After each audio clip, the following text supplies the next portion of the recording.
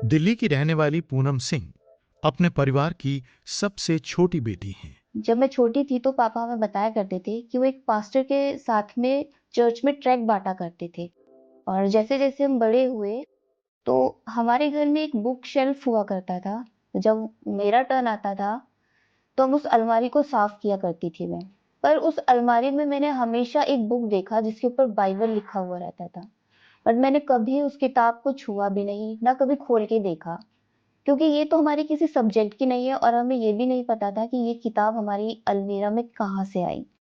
एक दिन क्या हुआ, मैं अपने दोस्तों के साथ में एक चर्च जो था हमारे घर के पास में, हम वहां पर लालच से जाया करते थे कि वहां पर हम जाएंगे तो हमें गिफ्ट्स मिला करेंगे। जो मेरे सामने एक मूर्ति थी, वो मूर्ति देखकर मुझे हमेशा एक मन में बात आती थी कि एक इनका कैसा ईश्वर है जो एक प्लस के ऊपर उन्हें टांगा हुआ है, जिनके माथे से खून और हाथ पैर से भी खून आता है।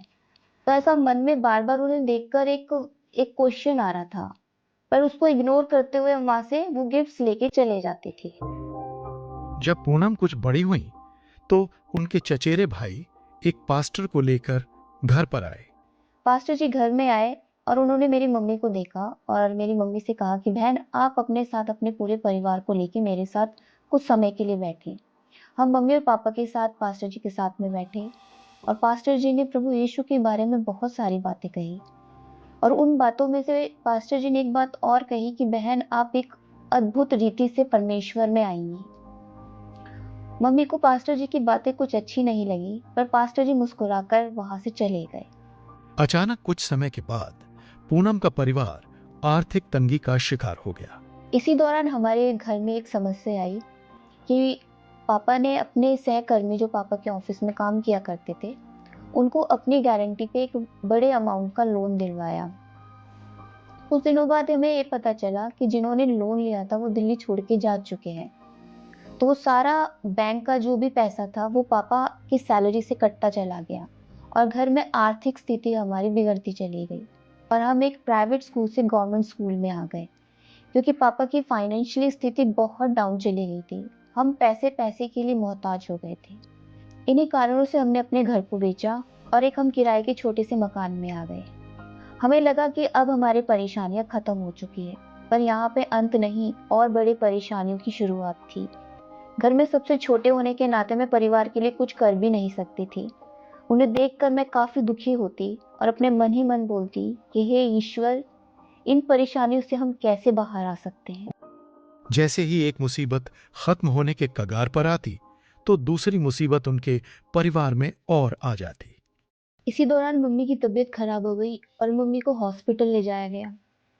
मम्मी को वेंटिलेटर पे रखा गया। डॉक्टर ने मम्मी को देखा और देख के जवाब दे दिया, क्योंकि मम्मी के शरीर में कोई हलचल ही नहीं थी और मम्मी 3 दिन तक वेंटिलेटर पे थी। उनको देख के मेरा पूरा परिवार दुखी था। फिर अचानक से मेरे कजन ब्रदर को पता चला, वो अपने साथ एक पासवान को ले आए। पास्टर जी को मम्मी के पास ले गए तो पास्टर जी ने दुआ करना शुरू किया। पास्टर जी जैसे ही दुआ करके चले गए वहां पर, तो हमने मम्मी को देखा कि मम्मी के शरीर में एक हलचल होने लगी है। ये बात डॉक्टर ने देखी कि उनके शरीर में हलचल होने लगी है और डॉक्टर ने मम्मी को ट्रीट करना शुरू किया। डॉक्टर की दवाइयों और प्रार्थनाओं से मम्मी ठीक हो गई। मम्मी को घर लाने के बाद धीरे धीरे उनकी तबीयत में सुधार देखते हुए हम पूरे परिवार ने प्रभु यीशु मसीह पर विश्वास किया और हमने तय किया कि हम अब प्रभु यीशु मसीह के बताए हुए मार्ग पर ही चलेंगे। इस विश्वास के कारण पूनम और उनके परिवार को ईस्टर डे पर एक चर्च में जाने का मौका मिला। तब वहां पे आराधना होने लगी और जब मैंने अपनी आंखों को बंद किया, आंखों को बंद करते ही मैंने एक ज्योति को महसूस किया और वो ज्योति और कोई नहीं, प्रभु यीशु मसीह थे। वो ज्योति जैसे जैसे चर्च में घूमती गई, मैं वैसे वैसे उनके पीछे पीछे घूमती गई। ज्योति को मैंने चर्च के गेट से बाहर जाते हुए देखा और तब थोड़ी देर में ही मैंने अपनी आंखों को खोला और मैं क्या देखती हूँ कि जो भी प्रचार हो रहा है, जो भी वर्शिप हो रही है, मेरे पीछे हो रही थी। जो भी पासवान प्रचार कर रहे थे मेरे पीछे हो रहा था और मेरा चेहरा गेट की ओर था और फिर मैंने पीछे मुड़ के नहीं देखा और यही मेरे जीवन की एक नई शुरुआत थी।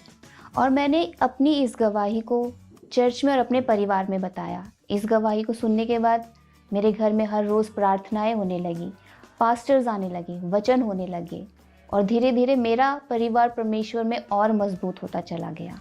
जो हमारे घर में एक अजीब प्रकार की अशांति थी, वो एक शांति में बदल गई। सबके मनों में एक पीस आ गया, सब बहुत खुश थे और जो पापा के ऊपर कर्जा था वो भी धीरे धीरे खत्म हो गया। सारी शांति हमारे घर में वापस आ चुकी थी, पर कहीं मैं अपने अंदर कुछ कमियों को फिर भी महसूस कर रही थी। इस एक नई शुरुआत के बाद बाइबल के एक वचन ने पूनम को और मजबूत बना दिया, जो कि पहला पतरस 2:9 है। पर तुम एक चुना हुआ वंश और राजपदधारी याजकों का समाज और पवित्र लोग और परमेश्वर की निज प्रजा हो, इसलिए कि जिसने तुम्हें अंधकार में से अपनी अद्भुत ज्योति से बुलाया है।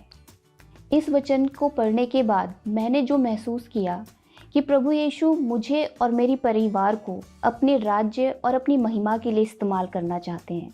वो हमें अंधकार से ज्योति की ओर ले आए हैं और वो ज्योति कोई और नहीं, वो खुद प्रभु यीशु मसीह हैं।